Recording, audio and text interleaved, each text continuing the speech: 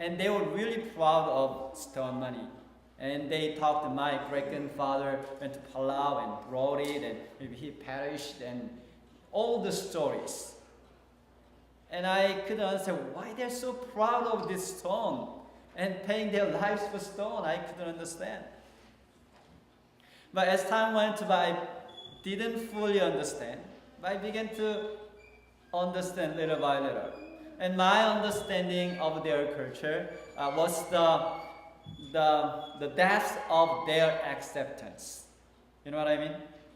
When I began to understand their culture, and accept their culture, and they began to accept me as one of them.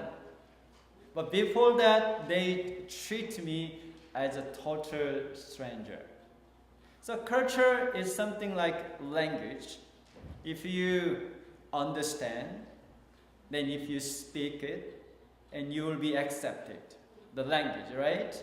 Then if I begin to speak Korean and for 20 minutes, then probably except Koreans, you may like to leave and go somewhere else, right? So you need to learn language and speak the language. Then you will be accepted by the group of people who speaks the language, right? It's the same with the culture. When you are in the culture, if you understand culture and speak the culture, which means you live by the culture, then you will be accepted by that culture group.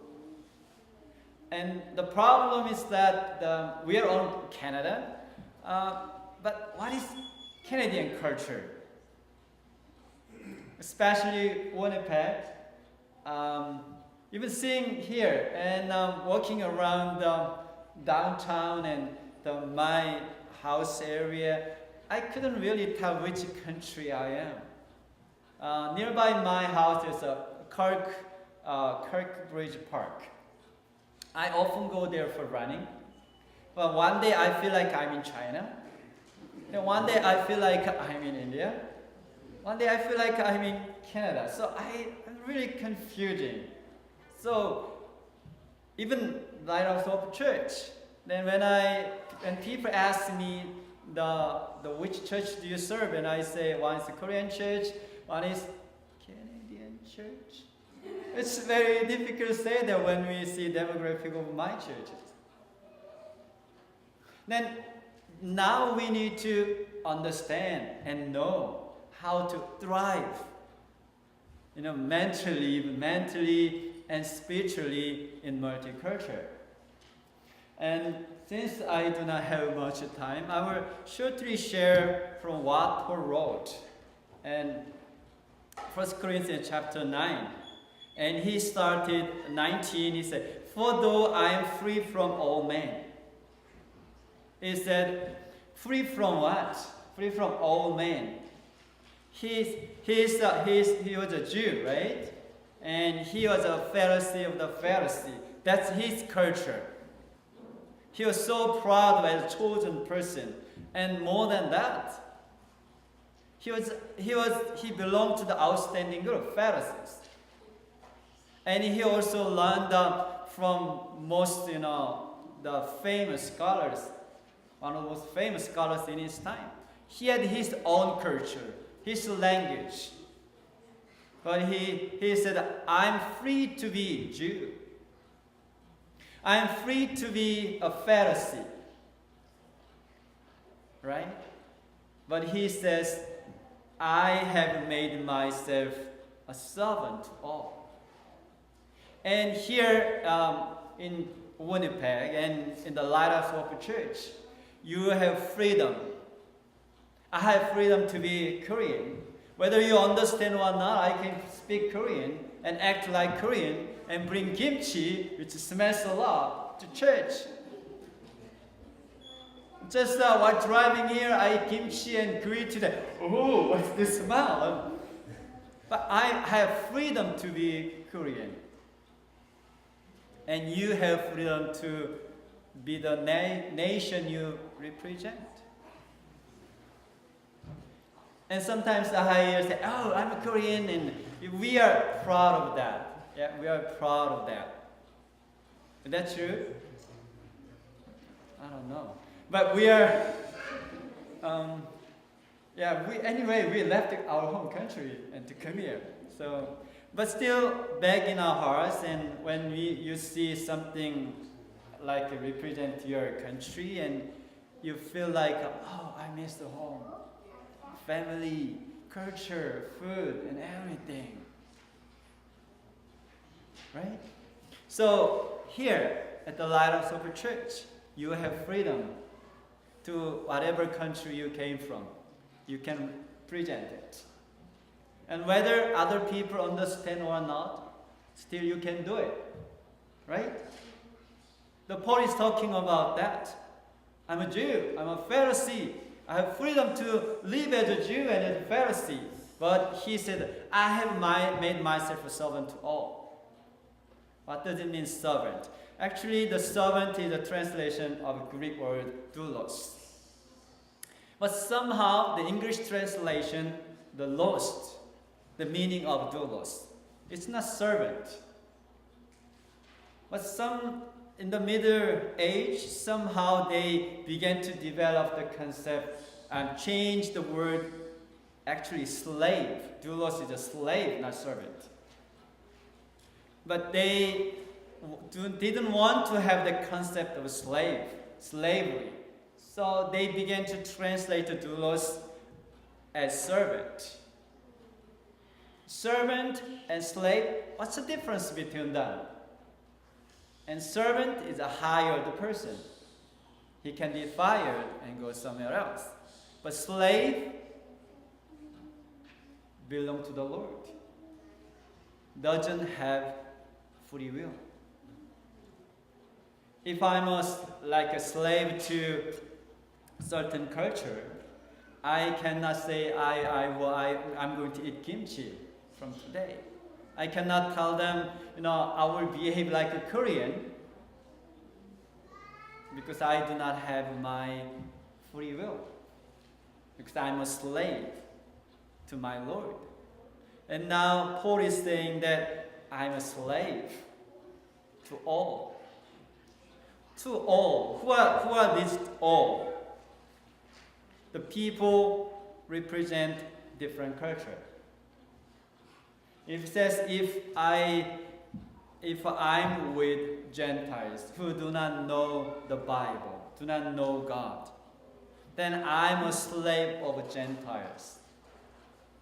What does it mean, slave of Gentiles in this context? He was saying that when I'm with the Gentiles, the Jew, the Pharisee, my language, my culture, my comfort zone, my preference, they're all gone. My special Jewish food, they're all gone. Now I'm a Gentile. I eat what they eat. Maybe not language, but I try to speak their language. I wear what they wear, what their costume. And I do as they do. That's what he was saying. To the Jew, he became Jew. To the Gentiles, to the weak, he was willing to be weak. Why? What is the reason behind that? The Paul was saying, I'm slave to all. In the process, he may save their soul. That was his purpose.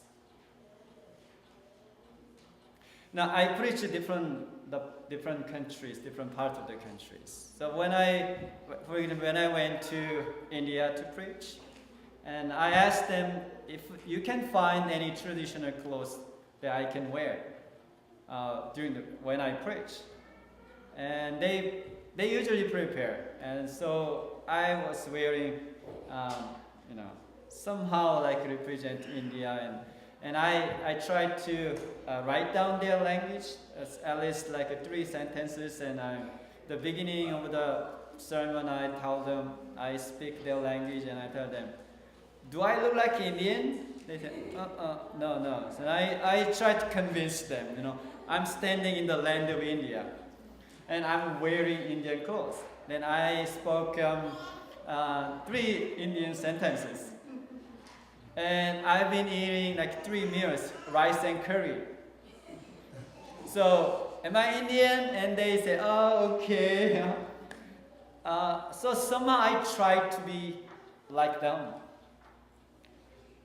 Even English accent. And I have a Korean English accent. And you have different English accent because you are from different parts of the world, right? But if I speak to people from, let's say, like a Pacific Ocean, and I try to imitate their accent, what is the reason? Because I want to communicate with them. So there's no good accent, bad accent, but accent is accent. But if you speak the person, for example, to me, and you try to understand my accent, right? Instead of being irritated, what is he saying? Is he speaking English? Right? But instead of saying that, and our attitude should be, I try to understand his accent. I have the same attitude when I meet people from different parts of the world. When I talk to them and listen to their accent, sometimes it's very difficult to understand. But instead of being irritated, my job is be a slave of that accent. And as we live together and worship together and fellowship together, and I know sometimes you are, I don't understand these people. Have you ever experienced that? Why is he acting like this? Why she's acting like this? Why he speaks like this? And why do they work this way? It doesn't make sense. Sometime in your life and your experience in the Lighthouse of Church and living in Winnipeg, probably you have experienced saying that aloud, or at least conceive that thought in your mind. Is that true? No? Okay. Do you know the story of the ugly duckling? Yeah, it's a very famous story. And it teaches about culture. Ugly duckling had to live in different culture. Duckling's culture. But he was a swan. I don't know he or she, but he was a swan. So swan lived with duckling's culture. And ducklings didn't understand swan's life. So the ducklings ridiculed, and they thought swan, ugly duckling was ugly. But he was swan, not ugly duckling. But he was misunderstood very much. So eventually he had to leave the house. But before he left the house, he conceived the thought that I'm an ugly duckling instead of beautiful swan. So he had to experience rejection because he had the concept that I'm an ugly duckling, but he was a swan. But as time went by, he began to realize that I'm not a duckling. I'm a swan. I'm different. And to tell the truth, sometimes in your life, you would be in the situation of ducklings. You're a majority. You say, oh, I don't know. He's from, there, and why is he acting like this, speaking like this? He's so ugly. And sometimes you'll be in the situation of ugly duckling. So you're in the group and you are the only one from a certain place, and people look at you and they're talking and laughing at you, and you look at it, they just have fake face and try to nothing happened. But in Winnipeg, this kind of doesn't much happen compared to other parts of the world. But still, you can be in the situation of ducklings. And you can be in the situation of the ugly duckling. But whether you are in ducklings or an ugly duckling, the one thing is true from the Bible. Paul's attitude is something that we want to learn. And you want to learn, right? So that I may subject my culture, my comfort zone, my territory, my privacy, my preference to win the soul of my fellow church member and my fellow citizen in Winnipeg. And that's what Jesus did. In Philippians chapter 2, from verses 5, and Paul wants to have the mind of Jesus Christ. He left to heaven. Is there any place like heaven on earth? No matter how beautiful the country is, no matter how beautiful and kind people are there, we cannot compare it with heaven, even though we've never been to heaven. But we can imagine that there's no place in the earth we can claim it's like heaven, even though we say it. And Jesus left heaven and be a slave to save us. And now he expects us to do the same thing. And like I'm sure you can be proud of your culture, your language. That's very important. That's you, that's your identity. Keep it and cherish it. And we'll be blessed as you keep your identity.